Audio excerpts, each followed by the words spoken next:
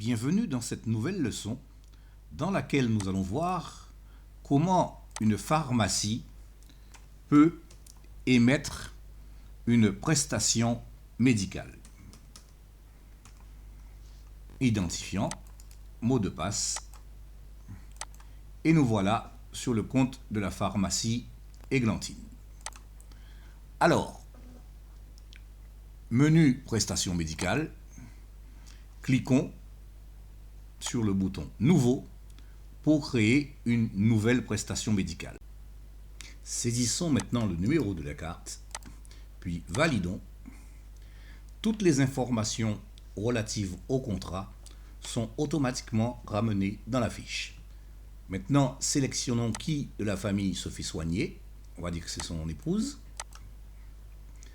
Observez que les informations relatives à la pharmacie sont déjà incluses dans cette fiche et qu'il ne reste plus qu'à indiquer de quelle infection il s'agit. On va dire qu'il s'agit d'une brûlure.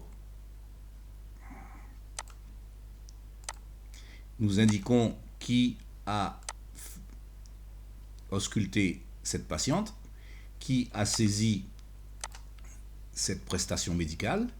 Et les prestations médicales faites en pharmacie n'étant pas facturables, le montant des honoraires est bloqué à 0.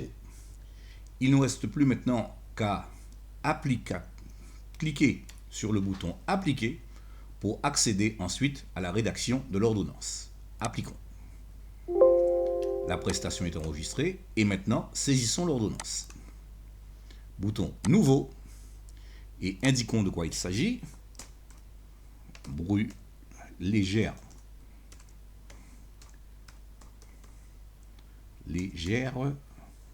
brûlure au bras gauche, par exemple. On passe à l'onglet suivant pour indiquer le médicament. Alors, Oréocide, par exemple.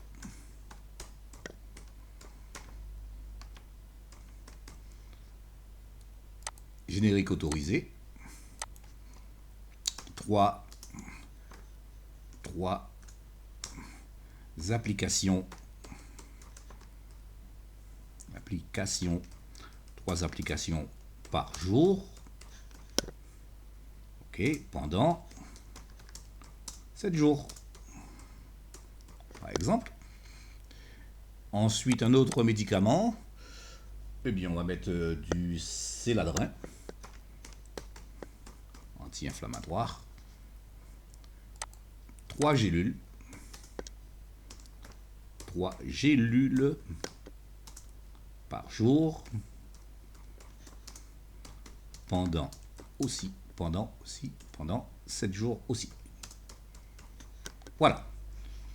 Notre ordonnance est remplie. Il n'y a plus qu'à la valider.